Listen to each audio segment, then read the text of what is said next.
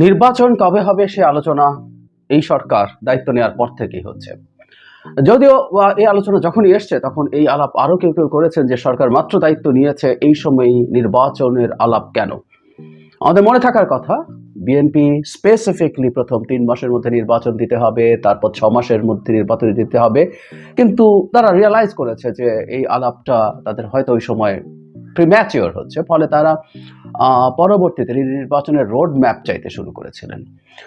Doctor Yunus সম্প্রতি আজারবাইজানে গেছেন জলবায়ু সম্মেলনে, সেখানে একটা সংবাদ সংস্থার সাথে সাক্ষাৎকারে নির্বাচন সম্পর্কে কয়েকটা কথা বলেছেন। সেটাকে আমরা কিভাবে দেখব সেটা একটু বোঝা দরকার আছে, এবং তিনি এই কথাগুলো যে প্রেক্ষাপটে বলেছেন সেই প্রেক্ষাপটও এখন ভাইটাল। তিনি বলছেন, আমরা হলাম অন্তর্বর্তী সরকার, আর তাই মেয়াদকাল যতটা সম্ভব সংক্ষিপ্ত হওয়া উচিত। একদম খুব স্পষ্টভাবে বলা হয়েছে। তিনি আরো বলেন, যেভাবে প্রতিশ্রুতি দেওয়া হয়েছে সেভাবেই একটি অবাধ এবং নিরপেক্ষ নির্বাচন আয়োজন করা হবে। উনি বলেন, কত দ্রুত নির্বাচন অনুষ্ঠিত হবে সেটি নির্ভর করবে কত দ্রুত গণতান্ত্রিক সংস্কার করা হচ্ছে তার উপর। এর জন্য দ্রুততার সাথে একটি মতৈক্য তৈরির আশা করছেন বলেও তিনি জানান। আমি এই জায়গাটুকু, উনি আরো অন্যান্য অনেক কথা বলেছেন, জলবায়ু ইস্যুতে কথা বলেছেন, এটা এক্সক্লুসিভ একটা জলবায়ু সম্মেলন ছিল। তো সেটার বাদ দিয়েও যদি নির্বাচনের প্রেক্ষাপটটা একটু নতুন আছে বলে আমরা মনে করি। আমরা খেয়াল করেছি নির্বাচন কবে হবে সেটা নিয়ে আবার একটু জোর গলায় আলাপ আলোচনা শুরু হয়েছে, এবং যে বিএনপি বেশ কিছুদিন ধরে চাইছিলেন যে একটা রোড ম্যাপ দেওয়া হোক, সেই বিএনপি এখন আশু বা দ্রুত নির্বাচন নিয়ে আলাপ শুরু করেছেন। এটা আমাদের সামনে এখন খুব ক্লিয়ার। এটার একটা স্পেসিফিক পয়েন্টও আছে, আমরা ধারণা করতে পারবো। সেটা হচ্ছে বৈষম্য বিরোধী ছাত্র আন্দোলন এবং নাগরিক কমিটি তারা কতগুলো তাদের চাওয়া বা দফা ঘোষণা করেছেন নিজেদের মতো করে, এবং তারা সরকারকে চাপ দিতে শুরু করেছেন। রাষ্ট্রপতি অপসারণ থেকে শুরু করে সেকেন্ড রিপাবলিক প্রক্লেম করা এবং নতুন সংবিধান লেখা, আগের সংবিধান বাতিল করে এটাকে বাতিল ঘোষণা করে। এই ঘটনার পর থেকে বিএনপি খুব জোরে দ্রুত নির্বাচনের দাবি আবার শুরু করেছে। সো এই প্রেক্ষাপটেই প্রধান উপদেষ্টা এই বক্তব্যটা দিয়েছেন, আমরা ধারণা করতে পারি।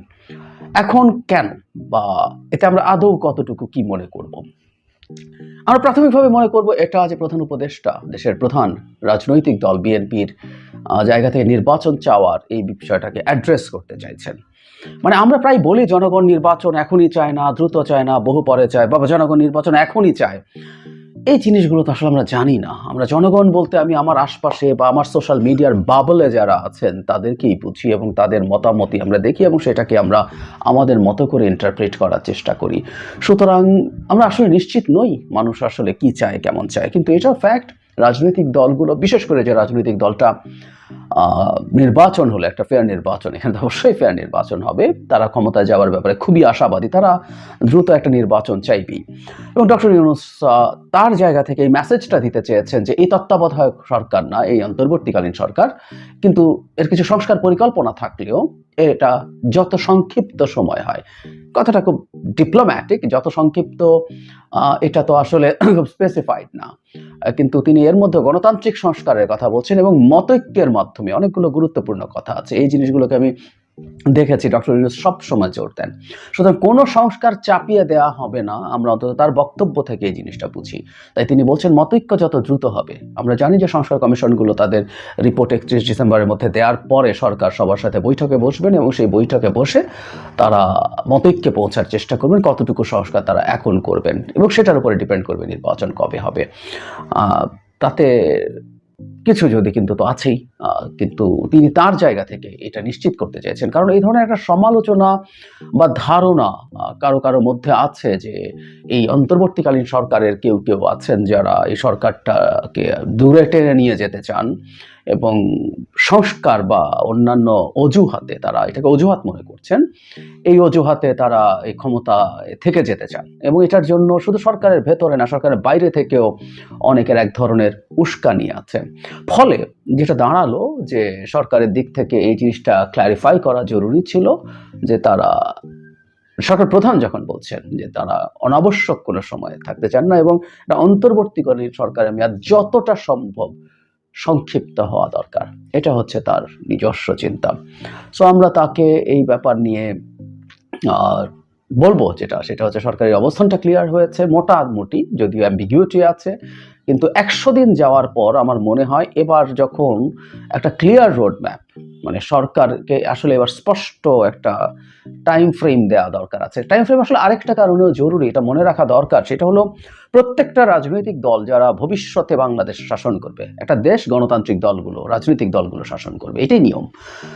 তারা ভুল করতে পারে, তারা খারাপ চালাতে পারে, কিন্তু গণতন্ত্রের কথা যদি আমরা বলি তাহলে একটা গণতন্ত্র এভাবেই চলে, আর কোনো অল্টারনেটিভ নাই। সুতরাং তাদের নিজস্ব পরিকল্পনারও ব্যাপার আছে। যে কোনো দল যারা ক্ষমতায় যেতে পারে, যারা পারে না, যেই হোক না কেন, প্রত্যেকে তারা নির্বাচনকে ঘিরে তার পরিকল্পনা, সে একটা সময় দেখতে চায়। তাত্ত্বিকভাবে বলছে সময়টা যদি বেশিও হয়, সেই বেশি সময়টাও তার জানা দরকার আছে, এই সময়টাতে সে কিভাবে কি করবে। সুতরাং দলগুলোর পরিকল্পনার জন্য এটা জরুরি হয়ে পড়ছে বলে আমি মনে করি।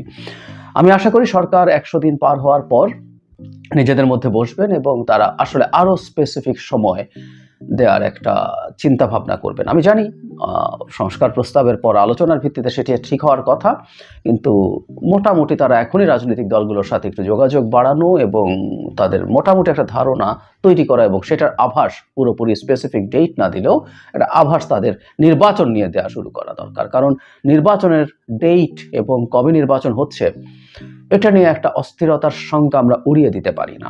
কেউ চাইছেন, এমনকি রাজনৈতিক দলের মধ্যে কেউ কেউ আবার এই ব্যাপারে দ্বিমত প্রকাশ করছেন যে সরকার অনেক বেশি সময়ও থাকা উচিত। প্রত্যেকে তার তার রাজনৈতিক হিসাব আছে। সুতরাং এই হিসাব নিয়ে যদি মাঠের রাজনৈতিক দলগুলো নেমে পড়ে, এটাই সরকারের জন্য সামাল দেওয়া কঠিন হবে। সুতরাং সরকারের প্রোঅ্যাক্টিভলি এই ব্যাপারটাকে ডিল করা দরকার এবং আরো বেশ খানিকটা স্পেসিফিক তথ্য তাদের খুব বেশি সময় নেওয়া উচিত না দেওয়ার জন্য।